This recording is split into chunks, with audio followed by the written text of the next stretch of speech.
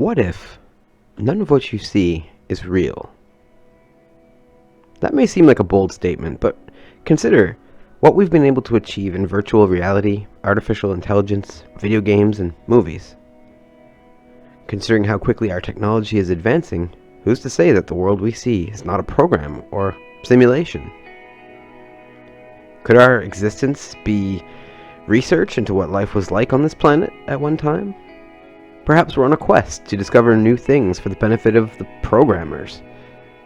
Or maybe this is merely entertainment while we travel the cosmos in search of new planets to populate. Let's take a closer look.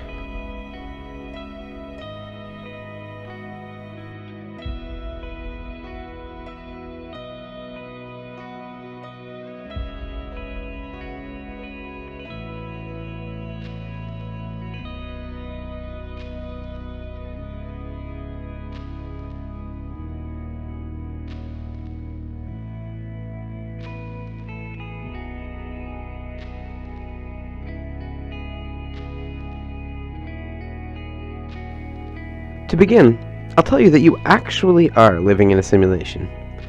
The world around you is essentially a simulation created by your own brain to help you navigate and interact with your surroundings.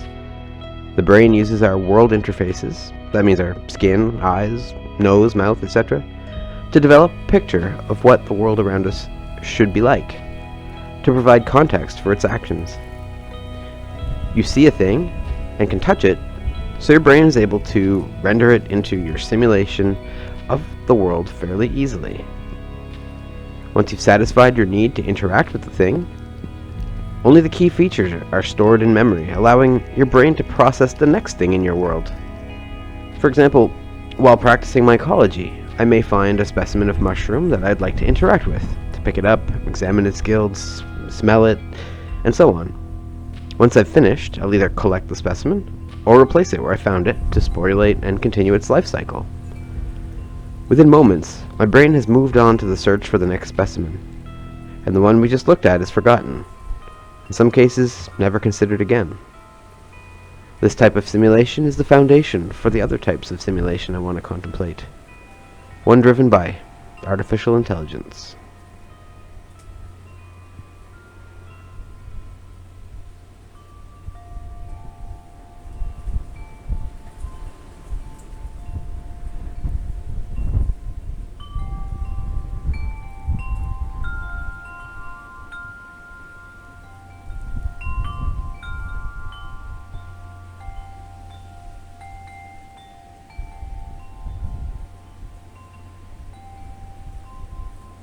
Some of today's greatest minds believe we should be extremely cautious with the development of artificial intelligence due to its unparalleled learning ability. Well-developed AI would possess recursive learning. The more it learns, the faster it learns. If an AI reaches the ability to read 1,000 books an hour, it can absorb the entirety of our internet in under a year. At some point, AI goes from being merely artificial to super intelligence. If anything is capable of producing a simulated human mind, certainly super intelligence would be on the list. We may even be the AI ourselves, running simulations to learn about humanity, or perhaps as a means of protecting our species from annihilation. Maybe in the not-so-distant future we have done irreparable damage to our home planet, and these simulations are meant to determine the exact planetary conditions needed for our survival. Why would we want to run a simulation of our world? Maybe more importantly, who is running it?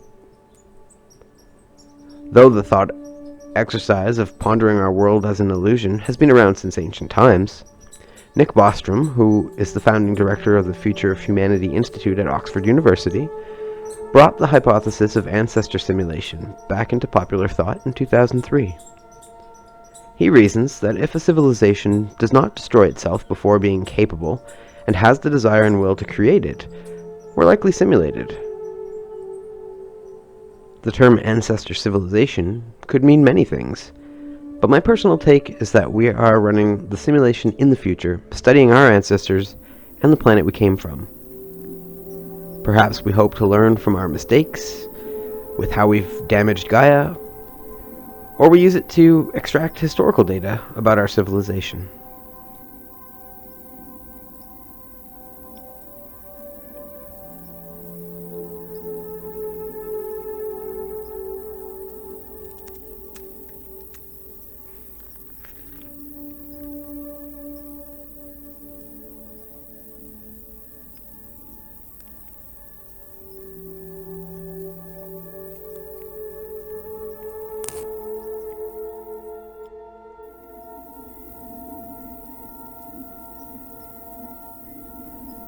The idea of running a simulation like this does not require the simulation of the entire universe, just the experiences of a single brain.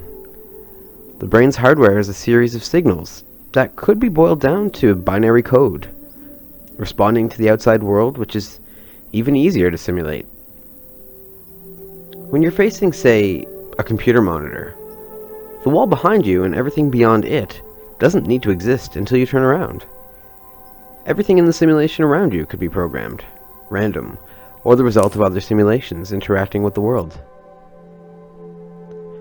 Perhaps we are the artificial superintelligences, running Goldilocks simulations of planets that might be habitable to whatever remains of human life. Since it stands to reason that we program the AI, or we likely built in a human species preservation clause of some kind. Now with the Earth in shambles, our AI seeks to determine which planet would support our lives, and this representation we call Earth is just one of many allowing us to thrive. Maybe the lives we are experiencing are merely in-flight entertainment on our interstellar journey. If we are forced to travel hundreds or thousands of light years away to find a new place to live, the simulations are put in place to keep our minds active while our bodies are preserved in stasis. Maybe we were given the opportunity to select what era of human history we wanted to experience. Each passing second in the simulation might be equivalent in base reality, to help the years pass by while our bodies sit in a vat. Given the hypothetical technology and the sophistication of our AI, our entire lives may only last a few moments in base reality. Imagine, as a child, being provided dozens of lifetimes of human existence from different periods in our development as a species, as history lessons. How much would you learn from several lifetimes of experience? What an incredible teaching tool it would be.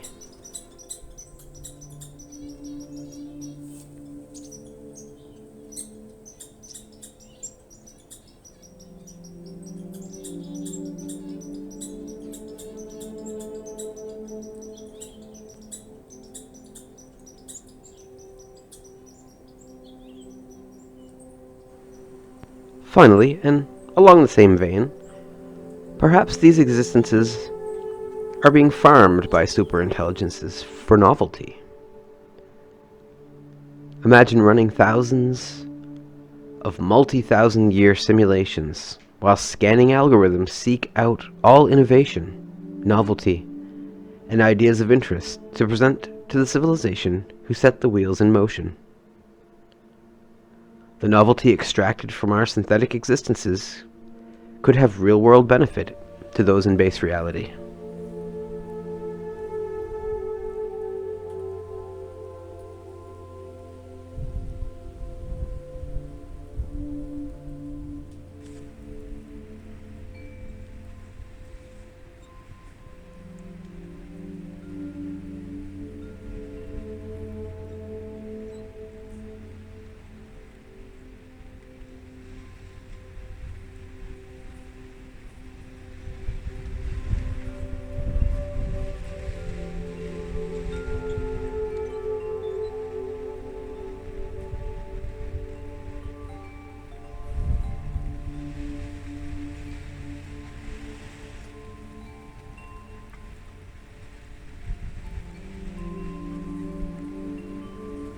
Even though this is simply a thought exercise, it is worth noting that influential people like Neil deGrasse Tyson and Elon Musk believe that, statistically, we are living in a simulation.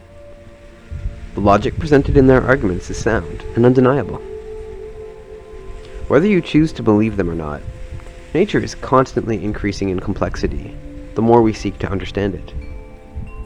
Our brains become more and more powerful as time goes on, and the technology we produce is doubling in power in ever-decreasing increments of time. Take the time to take a closer look at the world around you. Next time, we'll take a closer look at climate change.